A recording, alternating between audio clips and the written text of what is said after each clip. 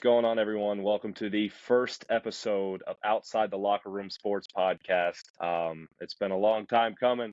You may have known us previously from the sports show, but we rebranded, and we got visual, audio, all the fun stuff. Check us out on YouTube, Instagram, Twitter.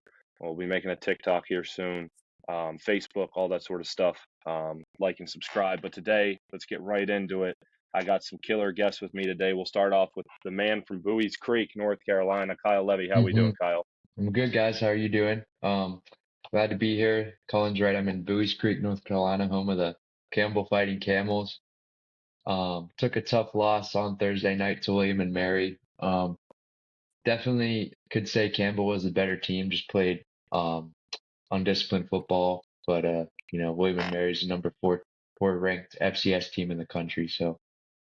Yeah, down here in Bowie's Creek. All right. Awesome, man. Glad to have you on. Let's go in next to my brother who decided to walk down the hill from my backyard to join us today. Hello. I didn't realize I was on the first episode, so I would have dressed a little bit differently if I would have realized that. But yeah, Hey, glad man. to be here. I'm just saying, look at all those different patterns on that shirt, Dalton. You know what I mean? There's a lot of must be an patterns in there. expensive shirt. Must be an Must be an expensive expensive shirt. shirt. You see a whole bunch of guys looking like him and going into a store like that. You go in. Yes, you do. You go in. It's a very aggressive store. Yes, indeed. For those of you that didn't get that reference, that's too. I think you should leave Dan Flash's episode. Great show. But last but not least, Dalton Ford, how we doing, man? Glad to have you on. Doing pretty good. Recovering after my game on Saturday. Took out a big win against a conference opponent, so it was an exciting game for sure. So before we get into our sports, talking about the NFL and other college football storylines, Dalton, walk us through that game a little bit. You know, we got a D3 athlete on here, starting left tackle. I want to hear some perspective of how that thing went. Well, it was a big game. Westminster is probably our biggest rival when you're looking inside the conference. So playing them week one, it's a tough one. We even had TV coverage. We were on some Youngstown local stations. So we had full TV broadcast this week. It was super exciting. It was quite a grinder. 17-7 final score. Offense, we averaged almost 4 yards a play, over 4 yards a play, almost 4 rushing. It was a game of rushing. The fourth quarter had 2 drives. Westminster got the ball, down 2 scores. Defense got a big stop. That took about 6 minutes off the clock, fourth quarter. And the offense was able to drive, 9 plus minutes just to grind the game out and secure a W, which was a big one. First time we beat them since I've been here. So that's definitely a big accomplishment for us. We got a tough schedule this year, so starting 1-0 never hurts because that only gives you the opportunity to go 2-0. That's awesome, man. Sounds like it was a real battle of the trenches, Everyone brought their lunch pail and got after it, as you would say. Absolutely. So. Absolutely. We like to say we're the most physical offensive line in the country at the D3 level, and I think if you look at the game yesterday, that shows. Yeah, I mean, I was able to catch a little bit of a glimpse on Saturday, but I'm not going to lie to you. As you can see behind me, I was also watching too. But I mean, I see a lot of similarities in you and Michigan's Trevor Keegan. He's a great D1 offensive lineman. Watching the game, I was seeing a lot of similar movements, a lot of similar blocking schemes, what you like to do, and you were getting after it, man. You were Absolutely. having a day. I saw a picture after the game that you shared on your Instagram story. You getting pretty hyped, jumping up in the air. Yeah, Westminster week's a big week for us, and I think that really just shows the emotion that we played with. If you're around the Shippensburg area, you understand the Big Spring rivalry. I like to say it's a little bit more competitive. We did lose that this week. I'm aware. That's a tough look looking back at my the alma mater, but it's nothing better than not winning a game against your biggest rival in multiple years and finally being able to grind one out at home for the season opener. You can't ask for much better. Yeah, now I'm not gonna lie. I did make the comment that in that picture, it looked like you only got like 2 inches off the ground with that jump. Well, if you're looking, I was actually on the decline because my boy Nate, 777, he was also on the way down because I think after the shoulder bump, he had to touch a little earth. I was coming with aggression on that one. I've been on the receiving end of some of those, so I know exactly what he was probably going through during that. But first things first, let's talk a little college football here before we move into the NFL, because that's going to be the big discussion for us today. I would really like to talk about how Brian Kelly down in LSU Hmm. decided to say that he was going to absolutely annihilate Florida State, and then he was actually on the receiving end of that. So I'm gonna let Kyle hop in on that one first. Kyle, give us your Yeah. opinion. Um, First off, I mean, Brian Kelly is such a snob. I mean, I've never been a big Brian Kelly guy, but honestly, I think that game just shows more about how good Florida State could be. Like they look very, very dangerous, especially in the ACC where, people like to knock the ACC for being Clemson, occasionally North Carolina, and now FSU maybe. Like that's a very top-heavy conference, but I think there could be a lot of noise there. But um, yeah, LSU on all sides of the ball. Keon Coleman, what did he have? 3, 4 touchdowns? Like that dude is dangerous. They have that other 6, 7 guy that is huge, big catch radius.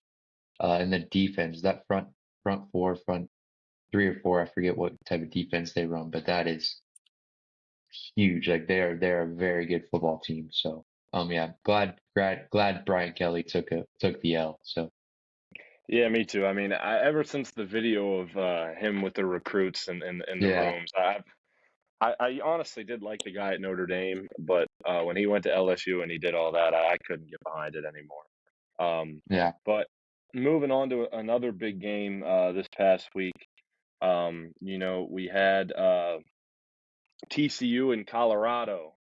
Deion Sanders' first game as head coach. Austin, I want you to give your take on what you think Deion's doing for the Colorado program. I think Travis Hunter is about to be a freak of an NFL athlete. I don't even think this is Dion. I think that he just his ability to recruit is it, it reminds me a lot as a Lions fan of like Dan Campbell.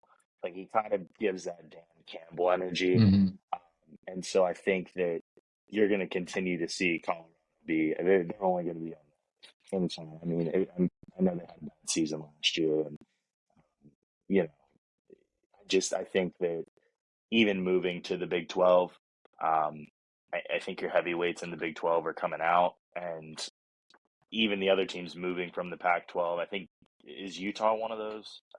yeah, Yeah, Utah is really the only team. Arizona State's horrible. Arizona's horrible.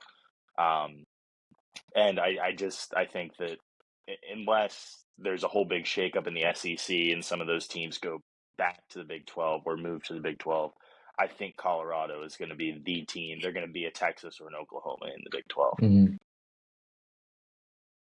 Yeah, I mean, I think Colorado, just watching that game now, I will say TCU has declined since last year. They lost a lot of guys, and it's also the first game of the year. So, it's hard for me to sit here and say, Colorado's going to do this because I think they have a very high ceiling.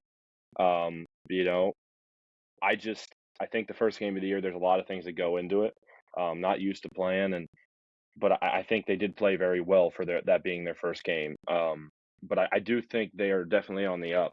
And I know Dalton looked like he had something to say about Dion, so let's hear it. Well, not even that. It was just the ability to play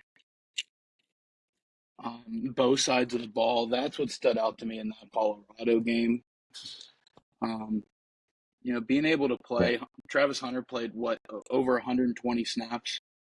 yeah, In the game of football, if you play 65, 70 snaps, not percent of snaps, 65 to 70 snaps, that's a long yeah, day.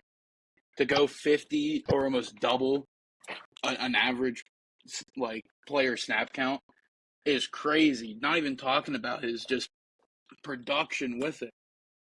The touchdowns, the interception at the goal line.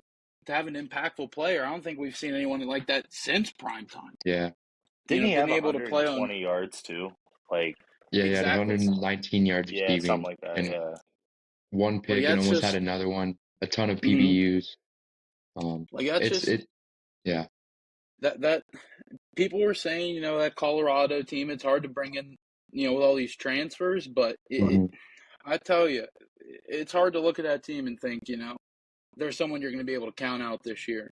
A Yeah. dominating win like that, week one coming out, everyone hating on you away, and going back to that Travis Hunter, they were in Texas, 100-degree weather. Dude was able to play 130 snaps is just crazy. I couldn't imagine what Yeah. that dude felt like yesterday. hmm But like, you guys see the L's and the dogs, the L's and the hmm D's instead of Yeah, Yeah, captains. it's pretty I sick. like that. Yeah. If anyone else is a dog, it's this kid. Being able to play that much at that level, you just don't see that.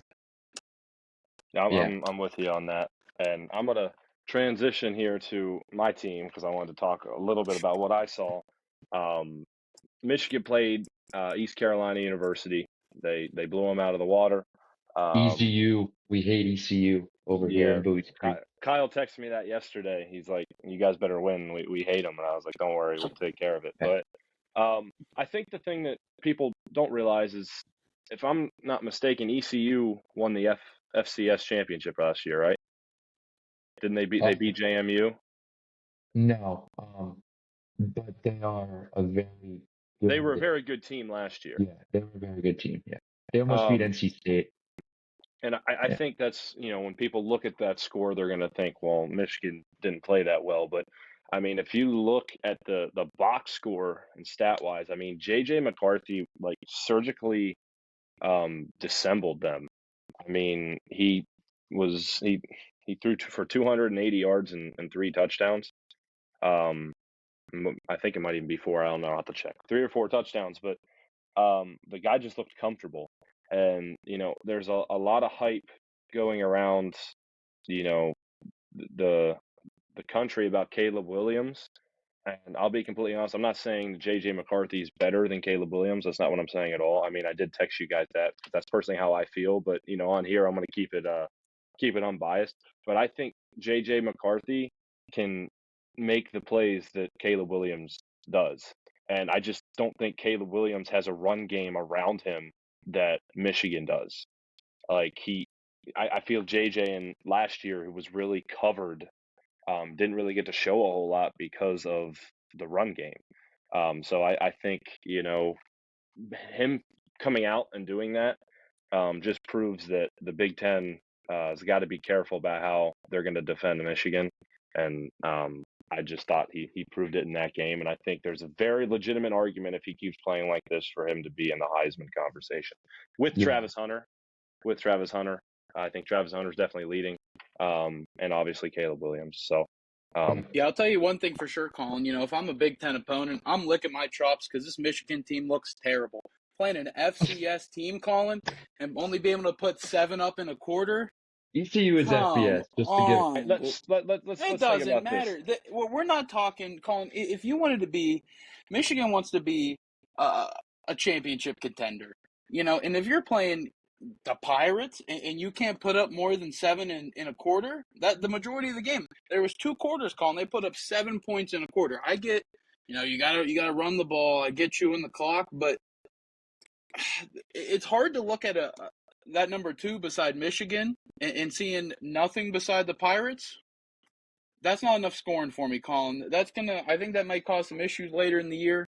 Sure, he may have had some good spurts, but Now, sports. I don't know if they're going to be able to get away with that against some of these actual teams. I want to break Okay, this down for you real quick. Let's talk about this for a second. I got something ECU to say got on it too. Then. ECU got the ball first. All right, they took like 4 or 5 minutes off the clock. All right, I think we Hey, might have if lost you want to be a Austin. top dog, you got to get teams off the I field. listen. I understand that. All right, they ran the ball. They killed the clock. I think it was a 3 and out. Um, and they punted. All right, they punted. Okay, they pinned Michigan back at the 1 yard line. So all Michigan could do was run the ball 3 times to give their punter some room. and ECU defended it well. All right, they gave the ball back to ECU, same thing. And by the time Michigan got the ball back, there was like 3 minutes left in the first quarter. They go down and they score. So, I mean, I'm not, by no means am I saying that I am comfortable with how that score ended. All right. I'll tell you what, I think Bama would have a completely different game, and Bama's, not even the number 2 team in the country anymore. Kyle, you go ahead. I can't even. Okay, first of all, I don't know where you guys are getting the information that ECU is an FCS school. It's an FBS team in the American Conference. So a Mickey Mouse FBS. Okay. That makes sense. They play in Greenville. It's the party school of North Carolina. It's the easy school of North Carolina. We hate them over here in Bowie Creek, but I will say that's a good football team. And I personally agree with Colin in saying that I don't know if JJ McCarthy is quite at that Heisman level yet, but that team all around, all three levels is a very, very good football team. You don't see that run game working that well with, a quarterback like JJ McCarthy all the time. And so I think they could make some noise, but yeah. At the same time, I do got to throw in. I'm not a big excuse guy. Never have been. Never will be. But I will say their head coach, is suspended for 3 games, and I think it's a little bit different when you got a different set of play callers than what you're used to. That you spent the entire, off season working with, and I get they're probably calling the same plays, but at the same time, he's using his judgment up there. That's probably different than what Jimbo would do.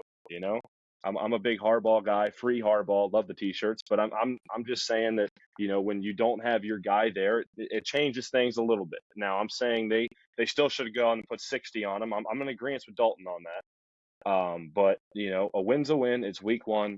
Survive and advance, as Isaiah would say. We're gonna keep moving on. So I think that's a good place to end that one. So let's move on to the NFL here. We got some pretty big week 1 storylines coming in. We'll start with Jonathan Taylor out for the first 4 games. How does that affect I'll say the Colts. How does that affect the Colts? I personally think it's making a already not very good team worse, particularly with a quarterback like Anthony Richardson. I think that dude has all the talent in the world and will be great, but when you're bringing a guy in and starting him week 1 and you've already made him a captain, you need to have a supporting cast around him. And you could argue that there's nobody better at doing that than Jonathan Taylor. And the fact that he's not going to be out there, I think is very dangerous. So, Austin? You're talking about my asinine NFL takes. What is asinine is not putting Jonathan Taylor on your active roster. I just, I'm a big fantasy guy, and a lot of what they've been talking about in the fantasy world is with this guy not on your roster, how are you going to? He obviously is. He doesn't want to play for the Colts. That bridge is burnt. He doesn't. He's not going to play. I would be surprised if you see Jonathan Taylor.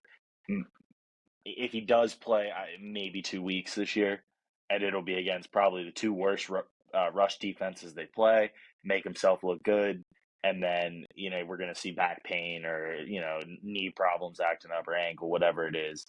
I think that the worst thing the Colts could have done was put him on that list because did you all see the leaked Miami trade offer where they were like they wanted Jalen Waddle and like all these picks, and if Jonathan Taylor is going to play 17 games or even 15 games, I think that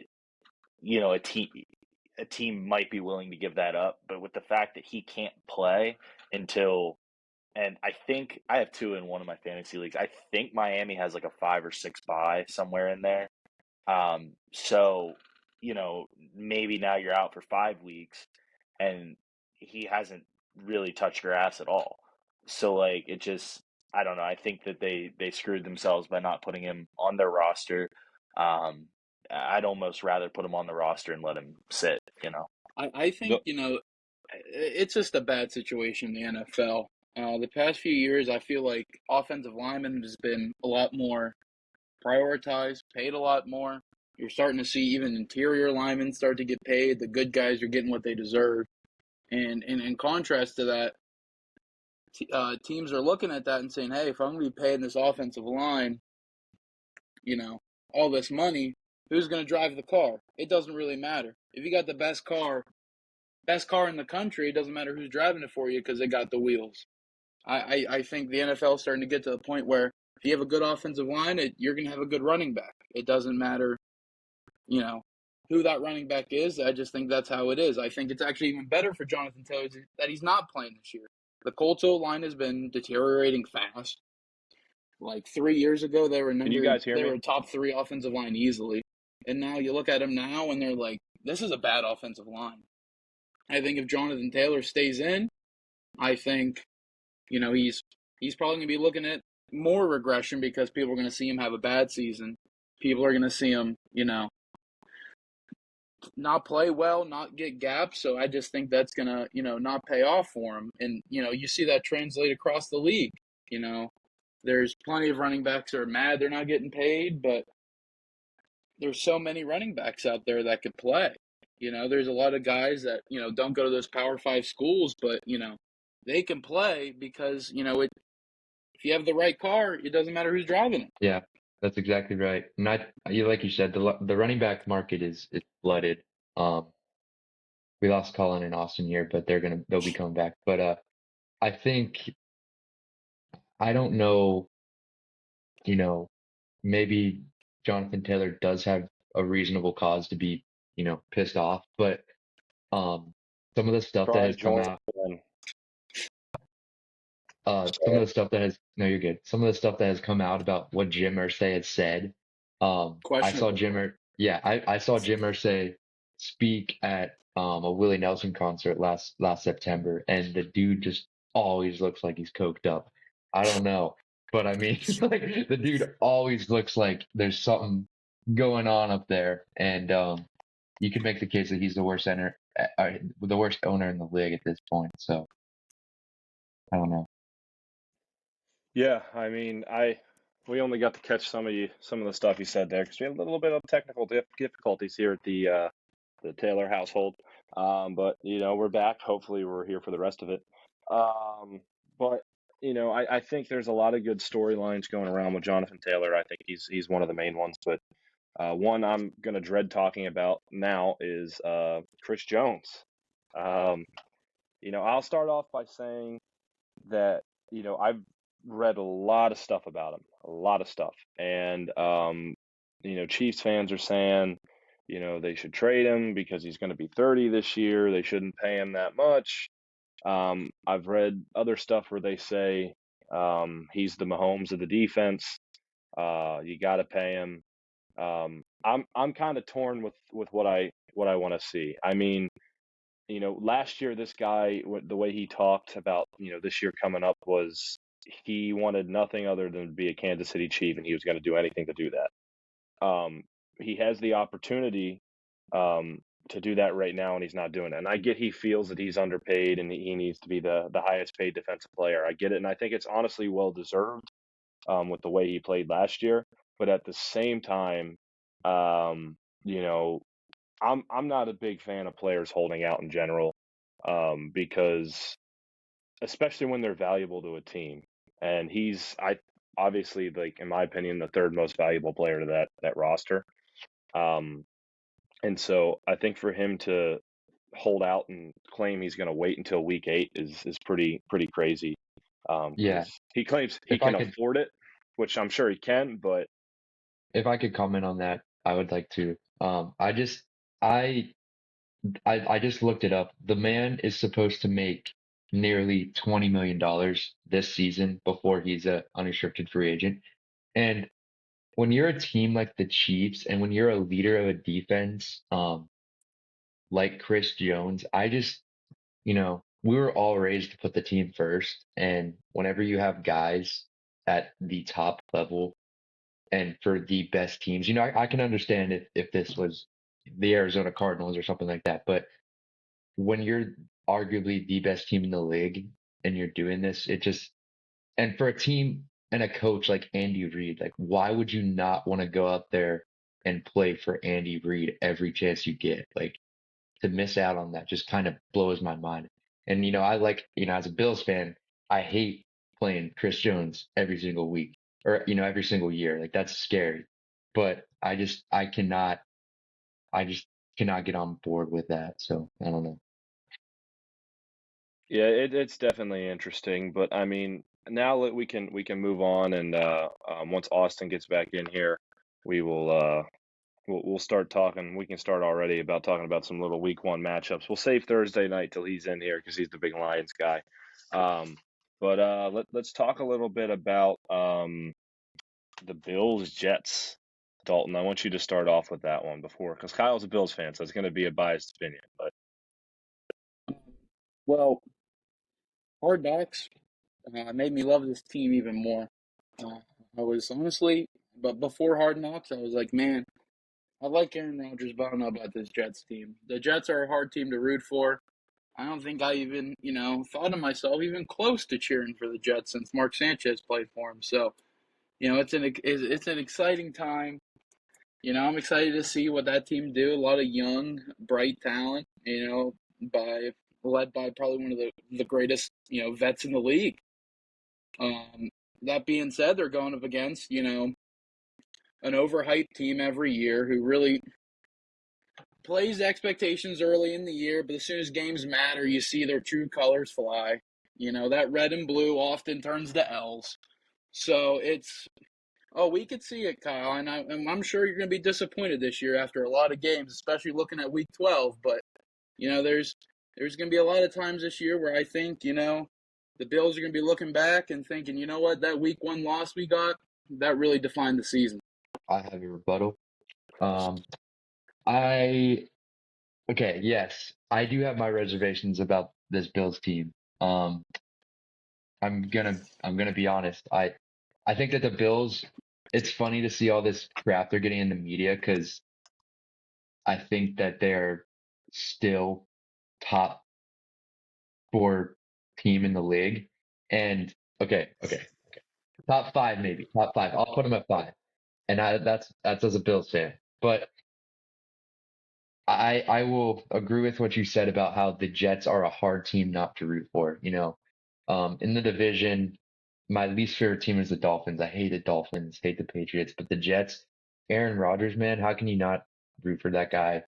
But now that they're in the division, they're going to be a tough team um, to root for me. But I mean, this matchup specifically, I'm scared to see how the Bills defense looks because, last year they were not very good, didn't really live up to the hype, especially with Aaron Rodgers coming in. I mean, Garrett Wilson, Dalvin Cook, Breece Hall, that's loaded. Not to mention Allen Lazard and all the supporting cast. Um, I think you'll see the Bills be a lot more aggressive than they have been in the past. Maybe a lot more blitzing, trying to get to the quarterback. The quarterback situation's kind of scary. You obviously have Trey White, but then that QB or that cornerback two position is kind of difficult. We'll see how that plays out. Excited to see how Dalton Kincaid looks. Uh, James Cook. Hopefully, we can take a little bit of the pressure off JA-17. But we'll see. I mean I'm not as worried about the Bills as Dalton seems to be, but I definitely have my reservations. But I'm excited for the season. So. yeah, no, I think that game, rightfully so, it should be a Monday night game. Um, I, I'm not gonna go as far as Dalton says, even though sometimes I think I'm thinking the same thing. But I do think it's going to be a lot tougher for the Bills to win in that division this year. And I honestly think, I'm going to pull a little bit of a Del Morehouse here. The Patriots aren't as bad as what people think. They're always going to be competitive within those games, minus the playoff game. What was that? Was it last year or 2 years ago, or the Bills just blew them out of the water? I'm not sure. But you know, it's one of those things that it happens. You know, teams get better from year to year, and you know, just like people are thinking with the AFC West, just in general, that Sean Payton might be the answer. I don't know. He might fix. I don't personally. I don't think he's going to be, because I think that team's just over with to begin with. But like the same with the AFC West, it's bound to get better. There's going to be a year at some point where Patrick Mahomes doesn't win the division. Um, you know, that's just how it is. So, but I think that's going to be a great Monday night game to kick off. Austin, what are your thoughts on Jets Bills? He Come got on, kicked man. out. I need Austin to give me some That's a great support take. here. That's a Yeah, great great take. take.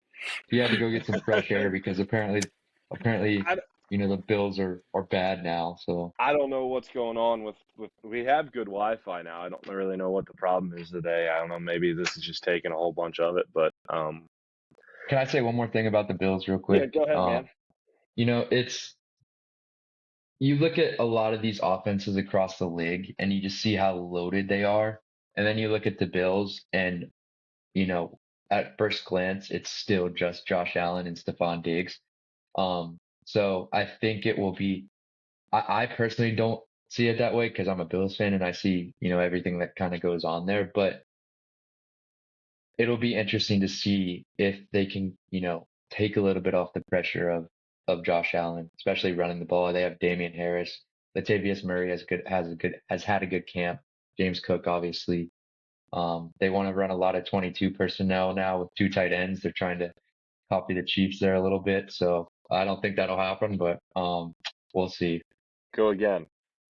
I thought Elon Musk's Wi-Fi was supposed to be good. Like, I don't know what this is. Another quality take from the kid. While we're waiting for him, Kyle, I will say that if they don't win as many games as what they're hoping to, it's just going to be Josh Allen here soon. It's not going to be no Josh and Stephon anymore, because he's going to want out. No. Come on, man. With all due respect, that guy, he's a locker room problem. I the Bills apparently don't see it that way. We'll see. I was pretty upset with some of the stuff that came out this offseason, but once camp started, um, he kept saying how happy he was to be there and how he wants to retire at Bills. So Yeah, I but don't don't know. make him run if he doesn't say that. Like, that's how that works at camp. Whatever, man. No, but Whatever. if Diggs ends up leaving, I'll tell you what, Josh Allen, he's just gonna be left being that judge machine on wheels. Colin's favorite quote. He's just gonna be able to throw to nobody, and that offense is just gonna be, back to what they're used to being. If any Really man close can to be being good. if any quarterback can be a one-man show on offense, it's Josh Allen. Not Oh, that I that's thought you were going to gonna say happen, but Jalen Hurts there for a second. No, I'd actually would agree no. with you for once. Austin, let's give it a third time's a charm here, man. I guess I'm not meant to say that Garrett Wilson's going to have a career game, probably 3 TDs. I think that Come I, on, man. I honestly think it's because he keeps moving. Like, he just needs to prop the phone up and let it sit. I thought that Austin was a closet Bills fan and he was going to help me out there, but yes, He was going on with a Garrett Wilson take. So yeah. hey, maybe try turning your camera off or stop, like prop it up somewhere so you're not moving as much. I think that might be your problem. Well, I think that there's been enough technical difficulty to stop holding you fellas up. My asinine NFL take: the New Orleans Saints will be the 1 seed in the NFC, and the Detroit Lions will be in the Super Bowl this year. Who are But they going to be playing? they are going to. I think they will be playing either the Cincinnati Bengals or the Kansas City Chiefs. However, I think Dude, that. I think the Chiefs Bills will have another Chiefs Bills amazing playoff game, but I just think that Kansas City's offense will outpower the Bills defense, every time, unfortunately. And I want to be with Austin, you. I thought you were a closet Bills fan. I thought I remember a couple years ago you telling me you like the Bills, I am so a closet Bills I fan, thought you were but going to help me out, bro. I am a closet Bills fan, but you're gonna have a good season. I could see you guys being the 1 seed in the AFC, but Let's talk about, so while he's still on here before he gets kicked out again, let's talk a little bit about the Lions Chiefs matchup coming up. Austin, what are your expectations? My expectations are not having Chris Jones is going to give Jared Goff all the time in the world. And I think that, this is going to be a shootout because the Lions secondary is still not good. But I think that, I don't know. I'm Amon St. Brown will have a touchdown. I think that um, Marvin Jones will probably have a touchdown. I think Jahmyr Gibbs is going to show that he is the next Alvin Kamara. Um, I think that Travis Kelce will probably have 4 touchdowns, but I think that the final score is going to it's going to be a field goal. Whoever has the ball last, and just hopefully it's the Lions because Dalton, what are your thoughts on the Thursday night matchup? I don't know, but if you were listening to Austin there and you're not an NCAA athlete, that would have been a crazy parlay to hit here. But I tell you, I think it's going to be a great game to start the year off. I think, I think, that's two teams that are going to be shocking the nation. The Chiefs, because they're not going to be as close as they were last year. They're going to be falling apart by week 4 probably. And I think, the Lions are going to be a team that's going to shock some people. Now, I don't know about his Saints tank, but I definitely think the Lions could, put together a year. I think they could be a sneaky playoff team to maybe, end someone's season early. Yeah, I completely agree. I think there's a lot of good going on in Detroit right now. I think, honestly, they're in a foot race with one other team in that division, and that's the Vikings, to win it. But personally, I don't think they're gonna win on Thursday night. But again, that's a biased opinion. This is not a Tyreek Hill jersey for our listeners. This is actually an Isaiah Pacheco jersey. If you want, I will turn around. Try. Oh, dang it! I knocked the thing off the wall. But you can kind of see Pacheco. You know, he's gonna rush for maybe like 200 yards, hopefully. And yeah, so it is what it is. I'm taking the Chiefs by 2 touchdowns on Thursday night. And again, as Dalton says, if you're not an NCAA athlete, that's my parlay you can use. Chiefs by 2 touchdowns. And so, yeah. But Dalton, give us a little Eagles take here to lead us in the next week, man. I'll tell you what, I think we're looking at a 13-win minimum team this year. I think they're going to have some hiccups along the way, but I think this week 1 is going to really tell the season. Going into Foxborough, it's going to be a tough game. Patriots got everything on their side, but it's not the same Patriots we're used to seeing. No Tom Brady Patriots. A lot of question marks with Mac Jones, so I definitely think it's going to tell both teams a lot what their season's going to look like. But the best teams in the league start hot and end hot, so I think, these first 3 weeks are going to be big for the Eagles. But, hey, and if you're an Eagles fan, a big game to watch, I'm looking at week 16 here.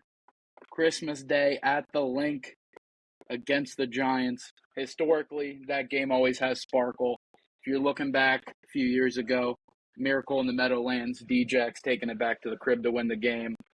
That division's going to be a dogfight. I'll tell you one thing. The thing that's going to surprise a lot of people, the Eagles aren't going to play the conference as well everyone thinks they are. NFC East is going to be there's 4 dogs in that conference now this year, and they always play each other tough, so I definitely think, there's going to be some shakeup this season, but I definitely think the Eagles are going to have a good note. Awesome, man. Well, I want you to think. I'm going to give you a minute here. I'm going to let Kyle come up with something. Dalton, I want you to give us a hot take because I think next week I'm on here with Sean Hess and Isaiah Hauser. I want you to think of something that we can discuss to start this pod off next week. So, Kyle, give us your last take about the Eagles here, and then Dalton's going to send us home. Last take about the Eagles. Well, I'm not gonna go as low as Dalton. Knocking on my team. I like the Eagles, bro. They're honestly, if they're on the TV and there's a ton of other games on, I'm trying to watch the Eagles, man. They're a fun team to watch. But hot take. How about this one? How about Devontae Smith overtakes AJ Brown, becomes wide receiver 1 there in Love to see it happen. in Philly. Love to see it happen. All right, Dalton, send us home here. There's a lot of talks about, the Saints making runs this year. Hear Austin say it. I even heard a couple bonehead analysts say it. Instead of looking at a top 5 team in the NFC, I think they're more like looking for a top 5 pick. They have way too many questions for me. So I definitely think that, they might as well just start looking at a tank and maybe get Caleb Williams post Heisman. Maybe he could actually have some upside for the team. I like it. Sean's going to love that one next week. So, first off, I just want to say thank you to you guys for coming on. It was great having you. Anytime you want, send me a text. We'll get this thing worked out again. How about I got one more. Sorry, I got one more. An exciting game this week that nobody seems to really be talking about is the Packers and the Bears. That's a fun game. Here's a hot take. How about the Bears are going to win that division? There's a I think reason it's another top 5 pick, but there's a reason it was quiet there for about 5 seconds, Kyle. So I mean, I'll put that one on the Instagram page as clickbait, because people will look at that and they're like, oh, we got to check these guys out. But yeah, so thank you guys for coming on today. I appreciate it. Like I said, Absolutely. we'll get together again anytime you guys are free. Dalton, keep doing your thing with football. Yes, sir. Pancake blocks. That's all I want to see when I watch your games. So, all right. Thank you guys again. Next week we got episode 2 of the sports show. Or not, dang it, Dalton, look at that. I'm so outside the Wow. locker room. Sorry about that. The rebrand. We've been the sports show, the OG. We got episode 2 of Outside the Locker Room next week. And just so everyone does know, we did do the interview with Dustin Pegg. We had some technical difficulties with that, with some sound. So we're going to have to redo that interview because it's not very, very good audio-wise. So that will be coming up. He just announced another fight September 29th. So everybody, thanks for tuning in. Again, Instagram, Twitter, YouTube, TikTok, Facebook. Check us out. Go like and subscribe.